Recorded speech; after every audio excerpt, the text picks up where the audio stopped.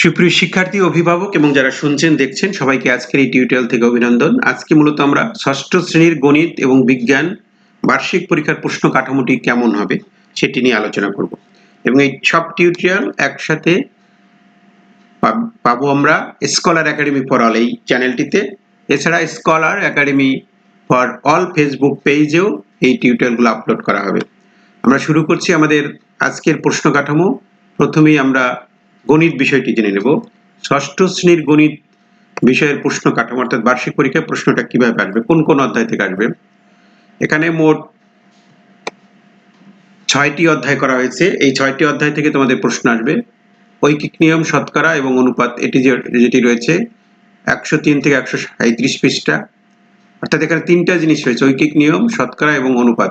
এইটির তারপরে যেটি রয়েছে দৈর্ঘ্য পরিমাপ, বীজগণিত, রাশির জগৎ, সরলরেখা, জ্যামিতিক আকৃতি, তথ্য অনুসন্ধান। এই যে 6টি অধ্যায় রয়েছে তোমাদের, এই 6টি অধ্যায় বা অভিজ্ঞতার ক্রমিক নম্বর এখানে দেওয়া রয়েছে এবং পেজ নাম্বার দেওয়া রয়েছে। এই 6টি অধ্যায়ের উপরে পর্যায়ক্রমে কোন অধ্যায় থেকে কোন ধরনের প্রশ্ন আসতে পারে সেটি আমরা আলোচনা করে দেব নমুনা প্রশ্নের আলোকে। মূলত প্রশ্নের কাঠামোটা কি, মূল্যায়ন কাঠামোটা কি হবে, তোমাদের শিক্ষণকালীন মূল্যায়ন হবে 30%, অর্থাৎ 30 নম্বরের হবে স্কুল বেসড অ্যাসেসমেন্ট যেটাকে আমরা বলি, এবং 70 মার্কসের হবে তোমাদের চূড়ান্ত মূল্যায়ন বা সামেটিভ অ্যাসেসমেন্ট বা পরীক্ষা যেটাকে আমরা বলি। এখন স্কুল বেসড অ্যাসেসমেন্ট হবে, সেখানে কি কি থাকবে, সেটা 30 মার্কসের মধ্যে কি কি থাকবে, সেই 30 মার্কসের মধ্যে মূলত একটা অ্যাসাইনমেন্ট বা ব্যবহারিক কাজ থাকবে। সেটির জন্য হচ্ছে 10 নম্বর নির্ধারণ করা হয়েছে এবং এখানে একটা নমুনা দেওয়া হয়েছে।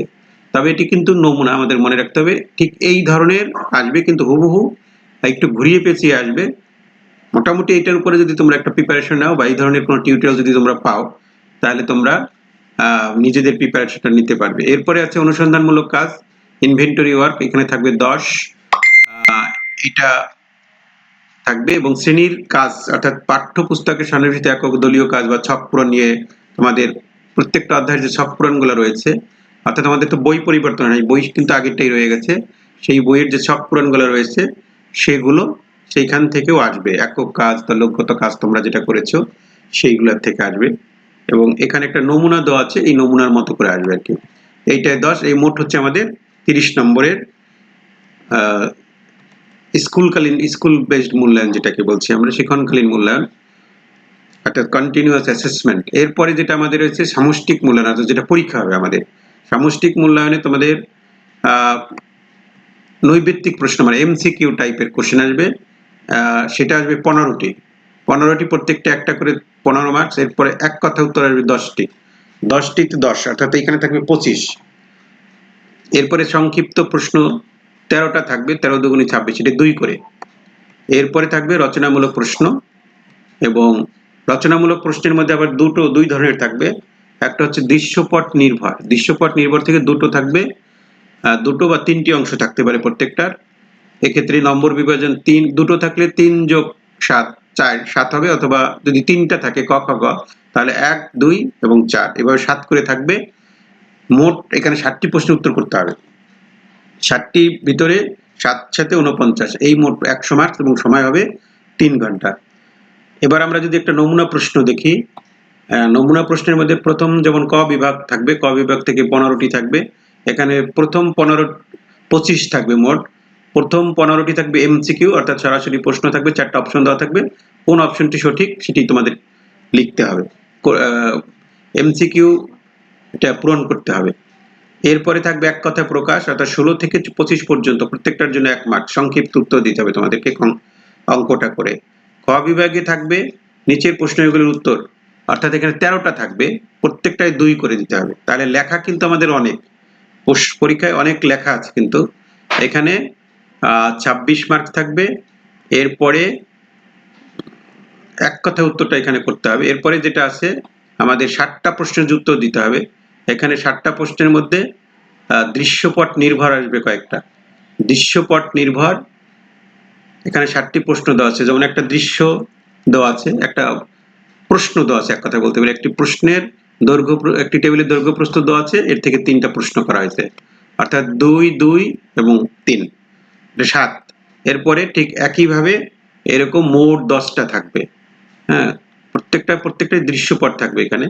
অর্থাৎ একটা সমস্যা তুলে ধরা হবে, সেই সমস্যার আলোকে ক খ গ 3টা প্রশ্ন থাকবে, সেই প্রশ্নের উত্তর দিতে হবে। এখানে কিন্তু জ্যামিতির বিষয়গুলো থাকবে। এই হলো মূলত আমাদের 10টা থাকবে, 7টা উত্তর দিতে হবে। এখানে 7 7 49।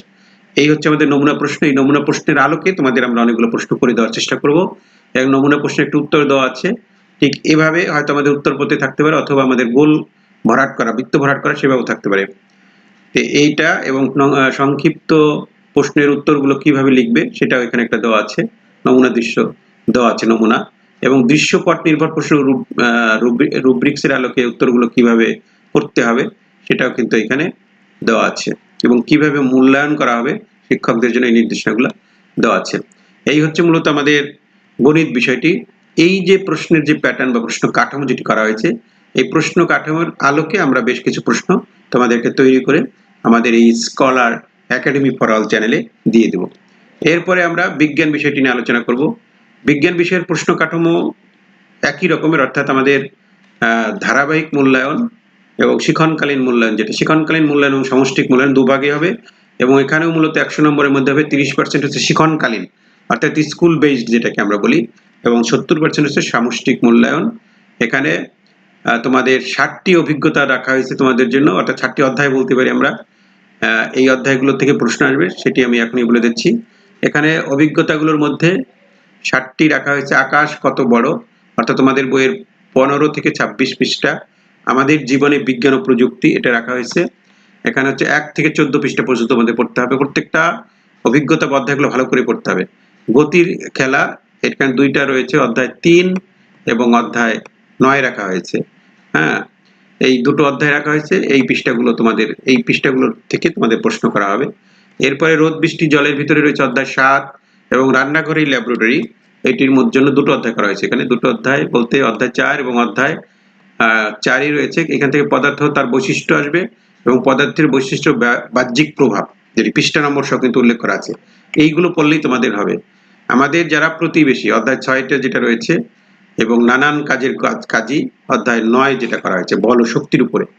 এই 60টি অভিজ্ঞতা এবং এই কয়টি অধ্যায়ের থেকে তোমাদের বার্ষিক পরীক্ষায় প্রশ্ন আসবে। এখন প্রশ্ন হচ্ছে কি ধরনের প্রশ্ন আসবে। মূল্যায়ন কাঠামোটা বলেছি, শিক্ষণকালীন হচ্ছে 30%, অর্থাৎ স্কুল বেসড অ্যাসেসমেন্ট, যেটা তোমাদের অ্যাসাইনমেন্টের মাধ্যমে করা হবে, এবং সামষ্টিক হচ্ছে 70। 30 মার্কস যেটি রয়েছে তোমাদের স্কুলের জন্য যেটি করা হয়েছে, সেটির মধ্যে কি কি আসবে। এখানে শ্রেণীর কাজ, শ্রেণীতে তোমাদের স্যারেরা যে কাজগুলো করাবে, সেই কাজগুলো তোমরা একক বা দলগত কাজ করবা, তোমরা ছক পূরণ করতে হবে, বক্স পূরণ করতে হবে, ফ্লোচার্ট অঙ্কন করতে হবে। এই বিষয়গুলোর জন্য রয়েছে 10, এবং এটি কিভাবে করা হবে সেটির একটি নির্দেশনা রয়েছে। গ্রুপ ভিত্তিক কাজ আছে, গ্রুপ করে দেবে তোমাদের। গ্রুপের বিভিন্ন কাজ বিবেচনায় 10 নম্বরের মধ্যে মোট 30 নম্বরে শিক্ষণকালীন মূল্যায়ন করতে হবে।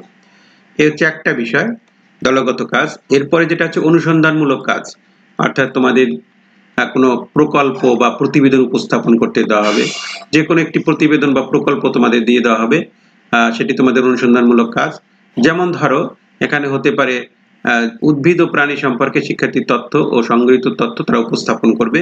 এটা এককভাবে করতে হবে, এবং এটি করতে গিয়ে তোমাদের শিক্ষকরা যেভাবে তোমাদেরকে বলবে, টিজি অনুসরণ করে যে নির্দেশনাগুলো তোমাদের জন্য দেওয়া হবে, সেই অনুসারে তোমরা এটি করবা।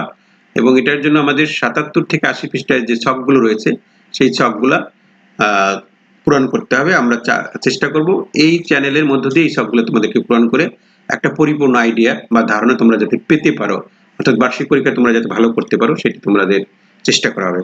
এরপরে অ্যাসাইনমেন্ট একটা দেওয়া হবে। অ্যাসাইনমেন্টে থাকবে 10 মার্কস, ঠিক আছে, ব্যবহারিক কাজ যেটাকে বলছি। এটি আমাদের হতে পারে যে বিদ্যুৎ পরিবাহিতা পর্যবেক্ষণ, যেটা আমাদের 59-70 বিষয়, সেটা হতে পারে একটা, অথবা ধাতু অধাতুর বৈশিষ্ট্য, এগুলো নমুনা হিসেবে এগুলো দেওয়া হয়েছে। এর বাইরেও কিন্তু হতে পারে। হ্যাঁ, এবং এটির একটি ধারণা কিভাবে সেটি টিজি থেকে পাওয়া যাবে। এই হচ্ছে আমাদের 30 মার্কস, মোট 30 মার্কসের যে শিক্ষণকালীন মূল্যায়ন আমরা বলি বা স্কুল বেসড অ্যাসেসমেন্ট, সেটি হবে। এছাড়া আমাদের 70 মার্কসের যে পরীক্ষাটা হবে, সেই পরীক্ষার প্রশ্নটা কেমন হবে, সেখানে এমসিকিউ থাকবে 15টা, আর এক কথা উত্তর থাকবে 10টা। এই হচ্ছে আমাদের 15 আর 10 25 নম্বর। এরপরে সংক্ষিপ্ত প্রশ্ন থাকবে 10টায় 2 করে 20 নম্বর। এরপরে রচনামূলক প্রশ্ন থাকবে, প্রথমে থাকবে 5টার ভিতর 3টা দিতে হবে, এটা 15 মার্কস, 3 5 15, এটা দৃশ্যপটবিহীন, অর্থাৎ কোনো ঘটনা দেওয়া থাকবে না, সেটি সেই ধরনের 5টা থাকবে, 3টা উত্তর করতে হবে, 15 মার্কস। আর 60টা থাকবে, 5টার উত্তর দিতে হবে, সেটা একটা দৃশ্যপট দেওয়া থাকবে, অর্থাৎ উপর দিয়ে একটা সমস্যা দেওয়া থাকবে বা ছবি দেওয়া থাকবে বা কোনো চার্ট বা ডাটা দেওয়া থাকবে, সেখান থেকে নিচে ক খ গ উত্তর প্রশ্ন থাকবে, বা সেইখান থেকে থাকবে হচ্ছে 5টি, 60টি থাকবে, 5টি উত্তর দিতে হবে, 8 করে 5 8 40। এই হচ্ছে তোমাদের 100 মার্কসের পরীক্ষা হবে, এবং এটার সময় হচ্ছে নির্ধারণ করা হচ্ছে 3 ঘন্টা।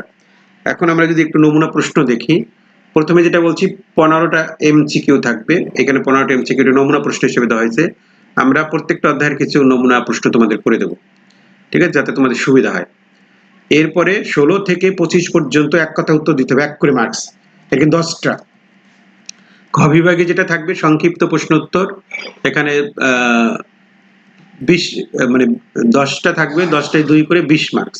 এখানে প্রশ্নগুলো কেমন হতে পারে, ছোট ছোট এক কথা উত্তর দিতে হবে তোমাদের, প্রতিটি প্রশ্নের জন্য ছোট করে উত্তর দিতে হবে। হয়তো 2টি কারণ থাকলে 2টা কারণ লিখবা, বা 1 কেজি পানির আয়তন বের করতে বলছে, সেটি গাণিতিক সমস্যা হতে পারে, সেইভাবে করতে হবে। ঘর্ষণ কমানোর 2টি পদ্ধতি লিখতে হবে, বেশি পদ্ধতি লেখা যাবে না, অর্থাৎ সংক্ষিপ্ত প্রশ্ন। এবং বিজ্ঞানের প্রশ্ন হচ্ছে সঠিক করে লেখাটা মেইন এখানে। এরপরে আমাদের গতে যেটা বলছিলাম, 2 ধরনের প্রশ্ন থাকবে, একটা হচ্ছে দৃশ্যপটবিহীন এবং আরেকটা দৃশ্যপট থাকবে। দৃশ্যপটবিহীন প্রশ্ন যেমন এখানে রয়েছে, 1 নম্বর একটি প্রশ্ন করা হয়েছে, এখানে কোনো দৃশ্যপট দেওয়া হয় নাই। একটি উদাহরণের মাধ্যমে বৈজ্ঞানিক অনুসন্ধান পদ্ধতির ধাপগুলো আলোচনা করো। তাহলে এটা 5 মার্কস, যে কয়টা ধাপ রয়েছে সুন্দর করে সেই কয়টা ধাপ লিখে দিলেই তুমি পরিপূর্ণ মার্কস পাবে। ধাতু অধাতুর ভৌত ধর্ম উল্লেখ করো। অ্যালুমিনিয়াম কোন ধরনের পদার্থ, তা এখানে উদাহরণ হিসেবে দেওয়া আছে। এরকম 5টা থাকবে, সেখানে 3 করে 3 5 15। এইটা হলো গেল এক ধরনের। এবং ঘ বিভাগ যেটা দৃশ্যপট নির্ভর, যেটাকে আমরা বলছিলাম, অর্থাৎ এখানে একটা সমস্যা দেওয়া থাকবে বা একটা চার্ট বা ডাটা বা ছবি এখানে দেওয়া থাকবে, একটা সমস্যাটা দেওয়া রয়েছে, এর থেকে 2টো প্রশ্ন থাকবে, ক এবং খ, অর্থাৎ 4 4 8 করে, ঠিক এভাবে থাকবে। আবার যেমন 2-এ দেখি আমরা, 2-এ কিন্তু একটা ছবি দেওয়া আছে, অর্থাৎ এখানে সমস্যাটা দেওয়া রয়েছে, একটা ছবি হতে পারে, কোনো তথ্য হতে পারে, কোনো ডাটা হতে পারে, চার্ট হতে পারে। এইভাবে তোমাদের 60টা থাকবে, 60টার ভিতরে 5টা দিতে হবে। 5টা, যে 5টা তুমি সবচেয়ে ভালো পারো সেই 5টা তুমি দিবে, এবং এখানে 5 8 40 মার্কস থাকবে। এই হচ্ছে তোমাদের 100 মার্কসের বিজ্ঞান পরীক্ষা হবে।